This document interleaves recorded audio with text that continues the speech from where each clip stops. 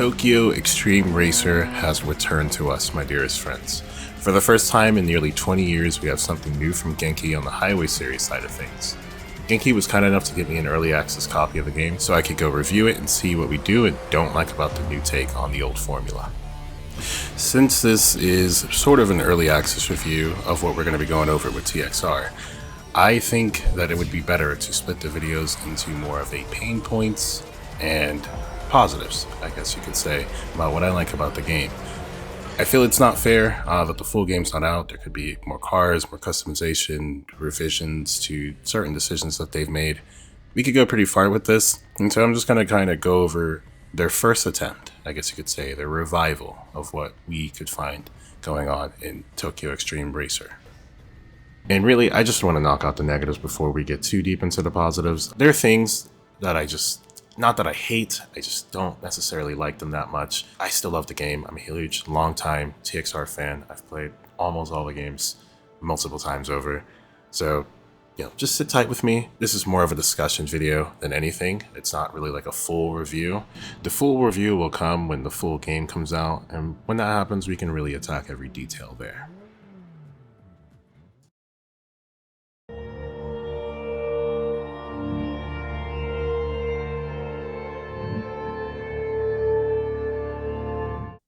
The first thing that I want to cover is the removal of core mechanics. So these are things that have pretty much always been in TXR some way or another, but they're just gone, and it's a little unfortunate. However, it doesn't mean that they couldn't add them back or that they haven't been replaced with something else, I guess you could say.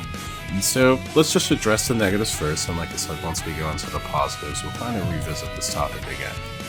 Number one, there's no temperature management. So the temperature of your engine, some games it was more prevalent than others. So in TXR3, of course, you could manage the oil temperatures and the water temperature.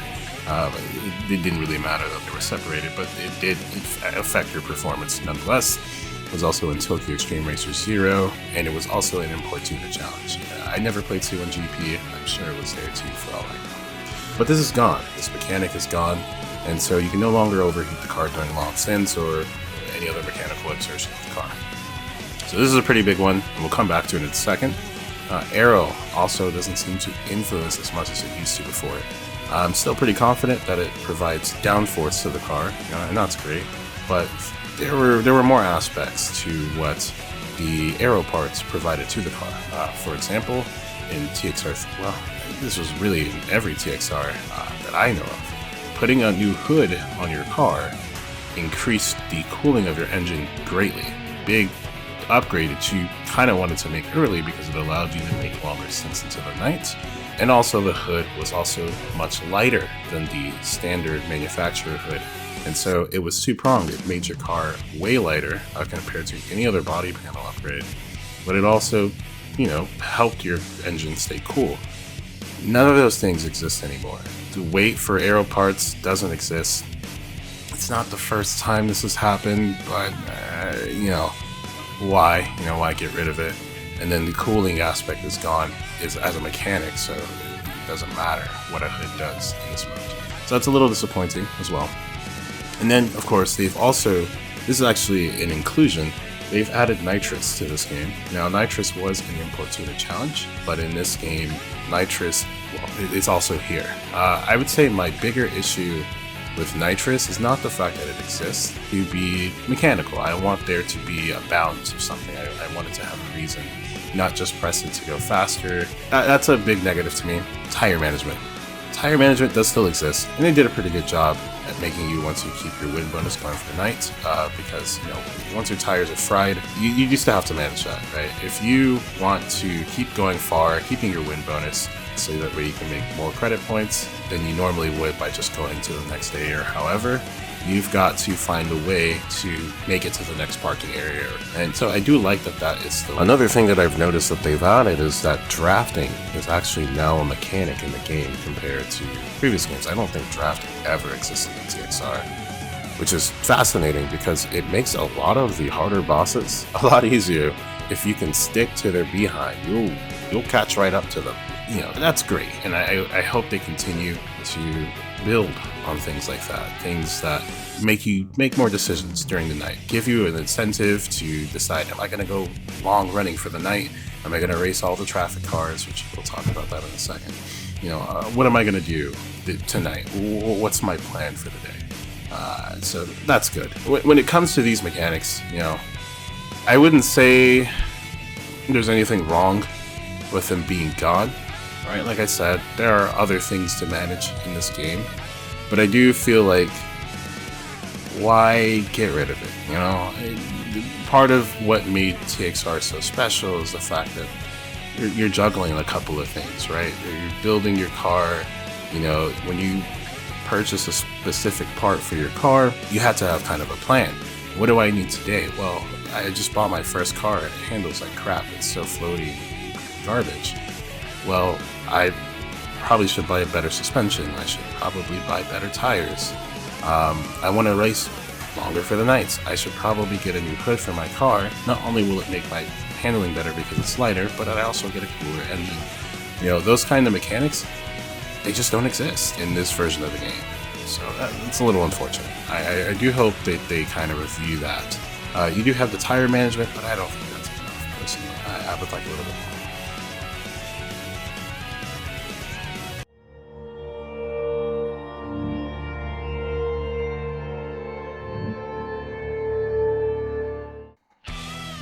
Next, the AI. This one is kind of always a big topic when it comes to TXR. The AI sucks. Okay, I take that back. They don't suck. They're pretty good, right? They actually take corners now. They even take defensive lines. They try to block you, however, but there are some problems. They block you a little too much. If you try and take another lane, they will just swerve right in front of you. It doesn't really matter. If you are just considered behind them, you could be 1 inch behind them. They will swerve right into that lane to block you, unless there's a car that's stopping them from doing so. That can get very annoying. I really dislike that, especially when you're maybe like me. I'm trying to keep it clean because I want to get a good bad name. I'd rather they didn't do that. It's very frustrating when an AI slams into you. But I would actually say the AI is definitely better than any previous iteration, that's for sure. They do race you. They have different, I think at least, that they have different profiles, kind of like TXR 0, where some cars drove dirty, some cars drove really clean, some were scared, and some were bosses, so they tried to drive their best. In 0, sometimes that happened, and sometimes it just was a mess anyway. But in this game, the AI are competent, but they're just not very good. It's very hard to have a great race with them, at least from what I found. Only the really fast ones, the bosses, I find to be pretty enjoyable. The rest of them, they're just, normal AI, like you normally would. That's never really been a thing for me when it comes to TXR. I don't really care too much about the AI. Sometimes they're goofy, sometimes they're really intimidating, and I really love that aspect. So I have no complaints. For people who are not TXR veterans, that might really bother you. Another issue with the AI is that they can also be really easily manipulated. Obviously, if you ram into them, they're going to make mistakes. I know some people drive like that in TXR, and it is what it is. But if you, let's say you kind of run up into them or you squeeze them into traffic, they won't know what to do. Like, they won't just slow down just so they can get around you. Instead, they'll just ram into the back of a traffic car. It's very disappointing. You'd think they'd be a little bit more smart about that. It's like, hey, there's no way through. Just slow down. Just get behind them. No, they will slam right into the back of the traffic car. So that needs to be fixed. I'd like for them to be a little bit smarter when it comes to close racing, because they're just a bit of a mess when it comes to that. Another thing is bosses. So bosses, they are still very fast, but generally they're a bit toned down. I'm not really, maybe not, let me not say I'm not a fan of it. It's different. It's a different time. It's not like older PS2 games where you just hit the difficulty spike and it was just like, get good. These days, people, they got time that they need to spend wisely. And so I kind of get it. You can't just bash your head against the same boss over and over again, especially in TXR, where sometimes it really is just a matter of you just gotta lock in and hopefully get a good run in properly.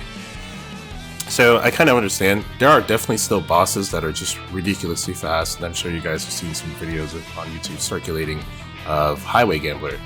That guy's ridiculous. But outside of that, a lot of the bosses are kind of lukewarm when it comes to their speed. I had bosses that I was beating on the launch line, which is just shocking to me. In every TXR I've ever played, if there was one thing bosses did that you could never do, was launch as fast as they did. You could kind of do it in TXR 3, and you definitely could in ITC. I would say this game is on par with ITC Import Tuner Challenge for the difficulty that it portrays, but maybe a little bit harder, I would actually say. But when it comes to launching, bosses are just always off the line, like something out of bat out of hell. So I'm a little shocked that they've kind of toned that down. I would say there's still difficulty spikes. There's definitely still bosses that are very difficult, I would say, and you might feel like you have to block or whatever, kind of like you did when you were a kid. You don't have to do that for most bosses. You can race them pretty cleanly and get away with it. It's just that for the grand scheme of things, bosses just aren't that impressive. So I hope they maybe bump them up a little bit, at least for the shock factor. Like I said, give them that launch, man. Give them the launch back. And then they can be just as fast as me if they want to. I just want that launch. Another negative here is the camera. The camera sucks. It's not very good. I'm used to a stiff camera. I've played GT4, GT5, GT6. If you've played those games, you know how, heck, even current day Gran Turismo has a pretty stiff camera. And so if you've played those games, you're probably pretty used to that kind of notion. However, TXR has never really had a stiff camera before, at least not from my memory. So it's a little weird that the camera is so stiff, but it really makes driving hard. What I like about it is it's very nice to know that the car is changing direction.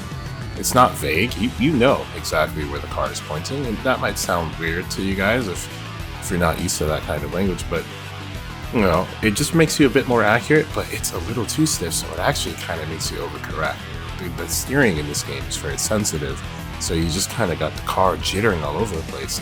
It's very disorienting. Another issue is if you're in a tunnel, the camera is shaking when you're driving down a tunnel because you're moving very fast, and the lights, oh my god, it's a big problem. They need to fix that. Either get rid of the camera shake, or I don't know, give me some camera options so that I can tune this better. It's way too stiff though, so they need to work on that. In fact, if there's any people who have issues with the handling, if they allow us to fix the camera, I bet that would fix that problem immediately. Finally, my real only last pain point of the early access so far is the wheel support. Now this one is kind of like the least of my worries. I'm pretty sure it's just bugged. It's probably going to be fine in the future. But right now, wheel support's pretty terrible, only because there's genuinely just no force feedback. So if you're going to drive with a wheel, you're going to be struggling a bit to even know what the car is doing.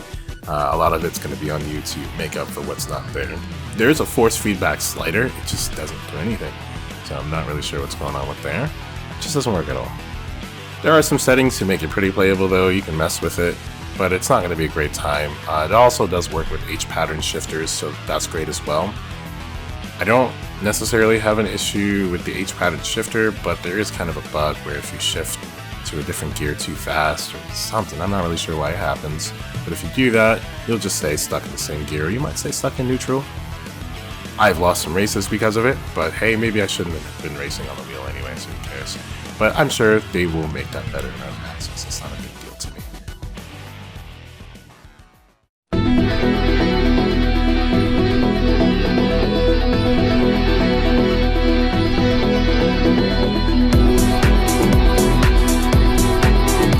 Now let's go ahead and talk about my positive points for the game. I have a lot of positive things to say. This is definitely a Tokyo Xtreme racer. We knocked out the negatives first so I can talk about the positives. I just wanted to get those out of the way. So let's go ahead and get started. My first positive point here is the handling. I actually think the handling is very good. This one is a bit more divisive, but to me, the handling is actually better than it's ever been. The main thing here, number one, is that the cars actually handle like they have tires that touch the ground. They actually contact the ground.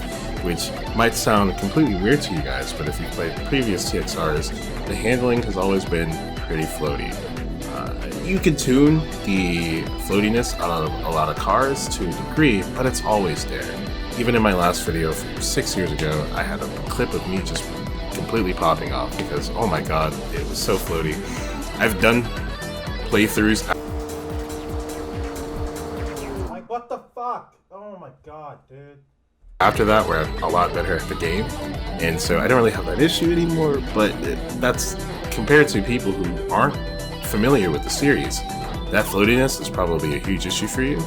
That's not really a thing anymore, so I think you're going to have a greater time with the handling in this version.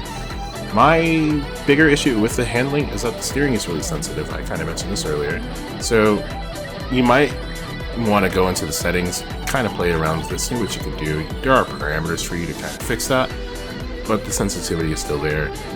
There's a little bit of vagueness at times, a lot of micro corrections that you're probably going to have to make, but I don't think you're going to have an issue. If you want the handling to be better, my recommendations, and this is for every Tokyo Xtreme Racer game, upgrade your suspension, upgrade your tires, upgrade your brakes if you, well, maybe not the brakes, but get body weight reductions. A huge one. Body weight reductions improves your acceleration, your top speed, and your handling. It's the best upgrade you can literally make. Do all those things first, and then upgrade your power. You don't need power at the beginning of the game, so upgrade your handling, and then go for power. I guarantee you, you'll immediately have a way better time. Also, tune your car. If you tune your car, you'll have an even better time. Just lower the ride height, stiffen the springs, all that jazz, give your car some camber, and I promise you, you'll have a great time. So the handling is great. I think the handling knocked it out of the park, at least when it comes to a TXR game. They could do better. I hope to see better. People's complaints will definitely kind of iron it out, I think, over time. But I really like what they've done with this time around.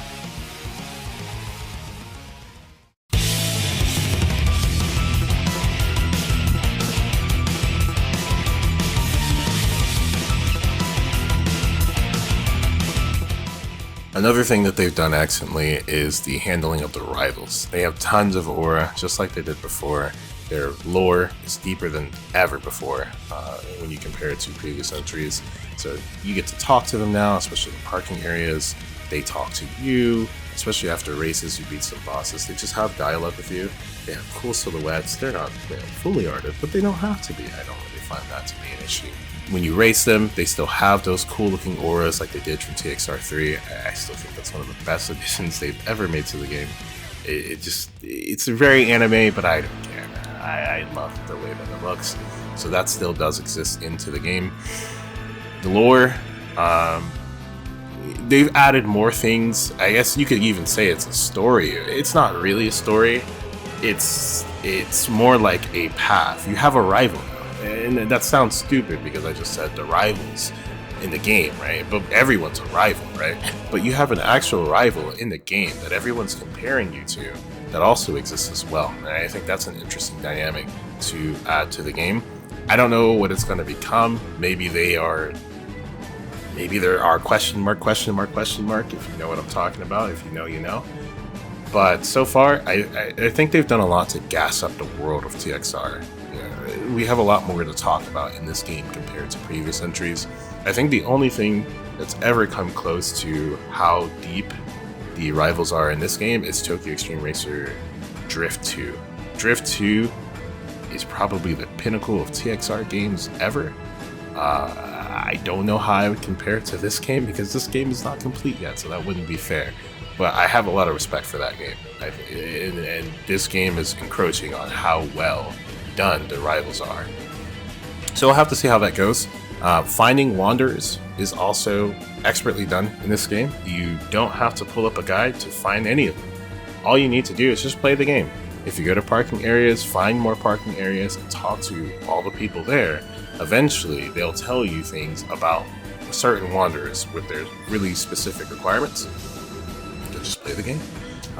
Or, if you want to take it back to the 2000s, hit somebody up, ask them, hey, how did you find this Wanderer? I couldn't figure it out.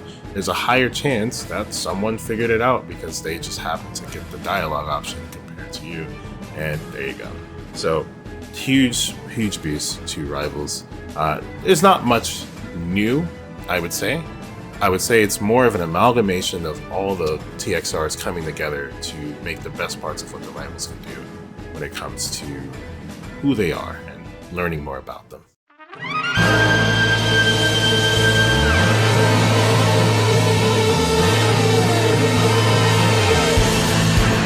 The map has been incredibly improved in this game. This is a bit multifaceted, but we'll start sort of with the map, I guess, model. Let's start with it. So the map model in itself is actually just the same as always is. I don't even know if it's different. It probably is, of course. I'm sure it's different from previous models, but it's this, it's just Shutoko. How much are you going to change about it other than what's been changed in real life? But now, there's a lot of more things going on it. So first, for one, you can actually open up the map while you're driving or before you go out. I mean, obviously you can do that before, but now you can open it out while you're driving and plan your route to see what you want to do. And the map has so much more information that you could just peruse. You could see all the rivals, every single one of them that's on the Shutoko. And a major thing that they've changed in this game is that all of the rivals, they drive all over the Shutoko, all over it. It doesn't matter where they are. So that's such a, well, maybe not an improvement. So the one big thing that they do in this game that's different from all the others is that instead of you just kind of opening up the map, at the beginning of the game, you're stuck at a C1. That's still true. You just drive around the C1, you race what rivals and teams are there. But, normally once you beat the first stage, the second stage would open up the belt loop. Shinkanjo, whatever you want to call it. But what's different in this game is the entire map is open. You get the Bayshore route, you get Yokohama, all of that stuff. It's all there, all the way down to the Daikoku parking area. So that's very cool that you get the whole map early. But the problem with doing that is the rivals now spawn all over the map. So instead of you just knowing, oh, this rival, I need to find him. Oh, he's normally on the belt loop, so I would just go there. Actually, today he might be on the belt loop. Tomorrow he might be on the Bayshore route going southbound. The next day he could just quite literally just be chilling at the Daikoku parking area. It's a little much to be getting thrown at you at the beginning of the game, and I don't know if I should complain about that. I don't think I would. I liked it at first. It was a nice, refreshing take on the formula. But at the same time, you're also in starter cars. You might still be in your first car. You might just be picking up your next one, at least maybe soon.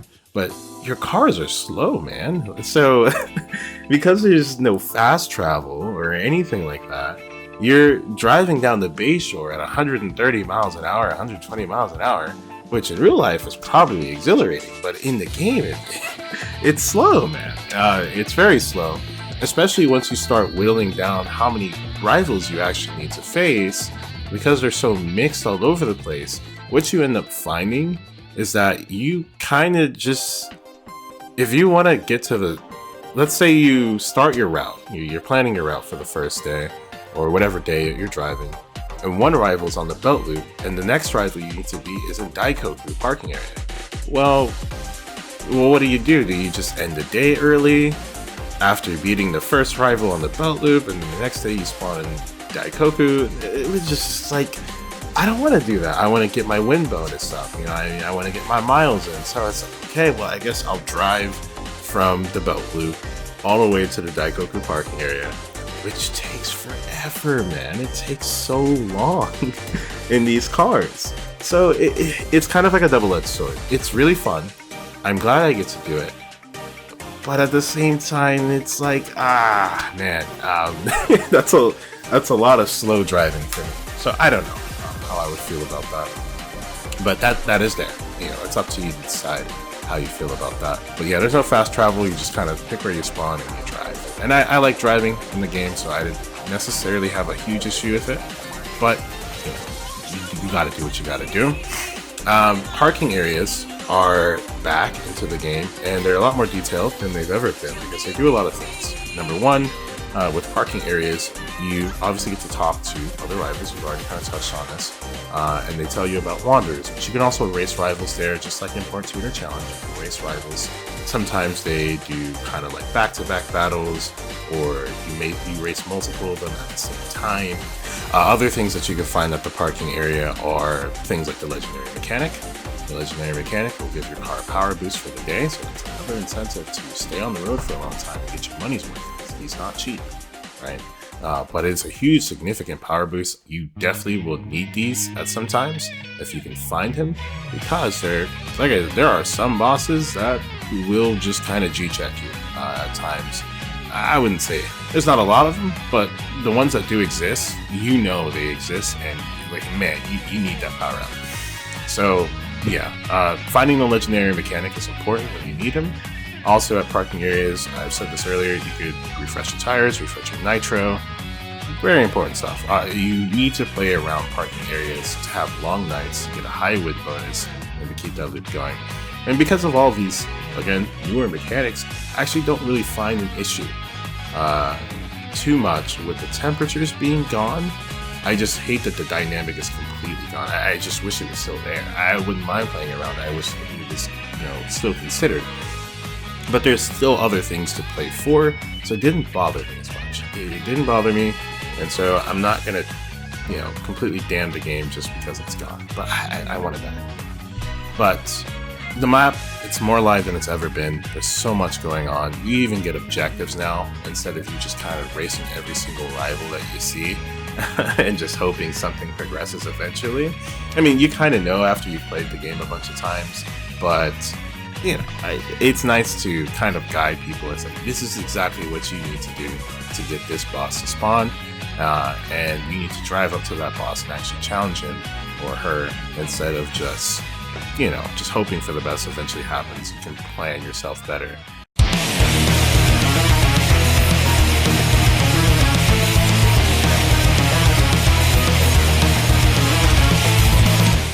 Upgrades and customizations are another pretty big one that I was pretty happy with. This one seems to be pretty subjective. I've heard a lot of people complaining about it or praising it for what is there. In my opinion, TXR has never really been one to go too crazy over customization. I don't know if people are expecting a lot more, but they've always been more quality over quantity. I think the choices that they make for customizing your car have always been really good, super functional. That's what I like about the game. They've always been function over form, but they still have the form. I think they do a good job of both in this game, expertly so, even in the same. A lot of the body kits look great, they're super cool, but they make sense. They make sense to be on a car. If you go to a game like Need for Speed Unbound, they have these crazy, ridiculously looking body kits, boutique, concept car, whatever's going on over there. That's cool for the people that like that, but sometimes you just want a car that just looks like a real car on the road. But it's purpose built. You see that car, you know that car moves, right, when you see it. And so I love that they've kind of kept that tradition going. They didn't get caught up in any of that. And I know people are kind of complaining about the amount of options that we have for some cars, some even less so than others. But you gotta remember, it's early access. They might add more cars in the future. It could grow. Could decrease, heck, who knows, right? But we just gotta wait and see what we can get our hands on. But I'm happy with what's there. I didn't really find myself complaining. There were some things that are missing though. For example, because like I said earlier, aerial doesn't have that mechanical aspect to your performance anymore. Things like carbon upgrades, they just don't matter if they're even there, so you don't really get that decision to make when it comes to customizing your car. We're also missing things like grills, lights, mirrors. Those kinds of customizations are not there, which, especially the lights one that was on, I always really like the lights customization, so I really like for them to bring that back, but the rest of them are pretty important too. We also don't have full body kits. I don't know if those are coming back, who knows. They might not even be necessary in my opinion, because we have access to offset tuning, so who knows, right? But I think the kits that we do have are pretty chunky. But hey, right? Why not have them? So something to think about there. Just some feedback for them.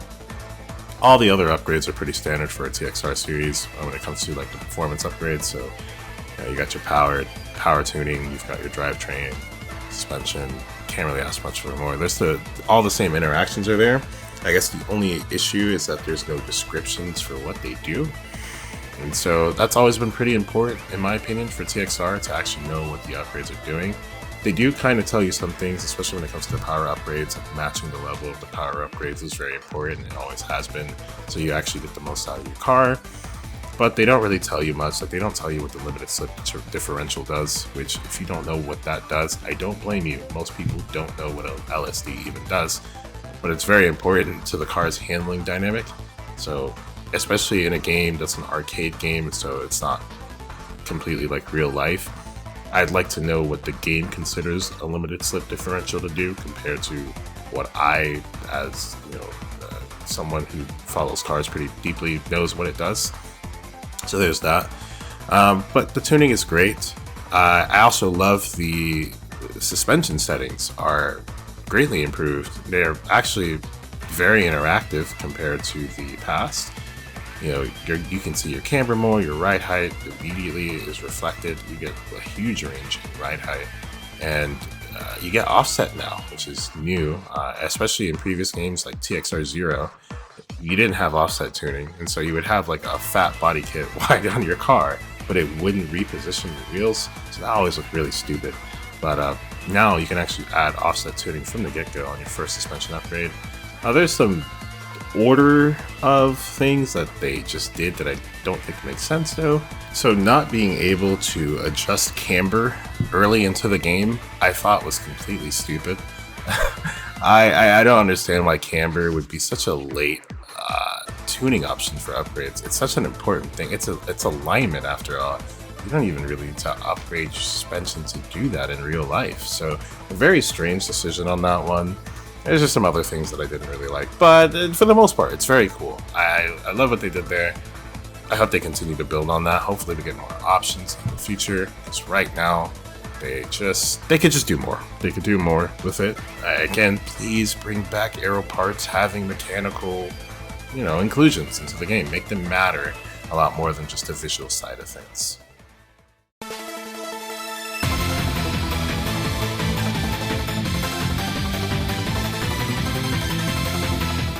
The final thing that I'm most really impressed about with this game that I originally didn't think I would like, that I actually really ended up kind of growing on it, was the perk tree. Now, the perk tree is a completely new concept of TXR. No other TXR has really ever touched on this before. But it covers a lot of the progression that used to sort of vaguely get handled by just defeating rivals and unlocking parts. So instead now, what it does is you unlock battle points. You get battle points by beating rivals. I don't know if you only get them when you beat them for the first time. It doesn't really matter. You do get battle points, and you can spend them to unlock what you want to unlock in the game as soon as you can get to it. Now, there is a little bit of gatekeeping depending on what bosses you've defeated, and I think that's perfectly fine, because it would be a little bit ridiculous if you could just speed run yourself to, I don't know, engine level 5 upgrades at the very start of the game by focusing all your points there. But the most important thing is that you get to choose. You have a bit of agency as to what you want to do in the game. And there's all kinds of perks, right? Obviously, I've already touched on engine upgrades, but you also get to pick what cars you want to unlock in the dealership. Now, I don't know if I'm too big of a fan on this. I kind of rather just unlock, different classes of cars and just call it a day. So that way I'm not just, I got an R34, but I can only get a Miata, for example, or something like that from the dealership. I do think it's a little jarring. But all in all, it still kind of works. It works fine. It lets you kind of rush things according to the pace of the game. If you have reached the progression point where you want an S15 Silvia, well, just go get the S15 Silvia, put your points into it now, and it's all yours. So it's not bad at all. I do think that there is a progression issue when it comes to the perk tree. There's a certain point in the game where basically the fastest car you can get is a BRZ, and so you kind of just have to get that if you want to be able to beat the bosses available to you, because all the other cars are kind of just, they're not garbage, they're just slow. They're just slower cars compared to what you're racing, and so you wouldn't stand a chance. I would like it more if they just kind of squeeze in a bit more mid-tier cars. There's a bit more options, so like maybe the 300ZX or the S15, for example. they're not like cornerstone cars. Well, the 300ZX is pretty fast, but you know, they're not like cornerstone cars, but they get the job done. They got some power, they got some speed, they got some handling. They can do things, so I'm not struggling against Trance Drive again, because if you know, you know, right? Once you get there. The perk tree also includes other things. For example, the amount of credit points that you can hold at one time are also capped by the perk tree, but you can increase that there. It also influences skills. You get these things called skills, and you can equip these skills to influence what you're going to be doing that day. So there are skills for earning more credits, for driving longer, for every kilometer you drive, for beating rivals, you get more credit points for doing so. And you can, and there's also some that influence how much SP damage you take for maybe hitting the wall or hitting another car. And so it's almost like they're encouraging you to play differently with these skills. You know, if you know you're going to be doing something on a certain day, it might be better for you to equip a certain skill. And hey, that just kind of adds to the pre-planning of the day. You know, outside of, you know, just picking your tires and going for it, you get to actually kind of, you know, be a little proactive about what you want to do. If you know, today I'm racing bosses, I might want to get that SP defense skill. That's very smart. You should do that, you know, because these bosses, some of them, like Trance Drive, will really give you a run for your money once you run into them. I actually think it's a great idea to have the perk tree. Very happy that they've done this. It kind of fills a void where all the other decision making was that's gone from, you know, all the stuff I've mentioned earlier at this point. Those are gone, but then the perk tree kind of puts it back. It's not the same. I like the connection of the engine temperatures. I thought that was very unique. It was very in game. It made sense. But a perk tree is nice too. I mean, the perk trees, they exist for a reason. It gets the job done. Very impressed with what they've done here. So after going over pretty much everything that I really have to say about early access, I think hand over fist, this is probably the best highway TXR game you've ever had. It's fantastic. It is a TXR game, right? It covers all the bases. I think it's amazing. I do have a few disappointments, maybe not disappointments, they're just not that great. There are just some decisions that I just don't agree with, but in all, the experience is freaking amazing. It's peak. This is peak. TXR is back. This is the revival of the game. I'm really looking forward to seeing what they do more in terms of this game being in early access. Maybe this is a great decision. I was kind of hesitant on them doing this because it might kind of pollute their decision, but I kind of see why they might have to do this. They're trying to bring an older style of game for an audience that's old and new and make it mesh together. And they need to see what people actually want from that and make it into the best game it can be. This could truly be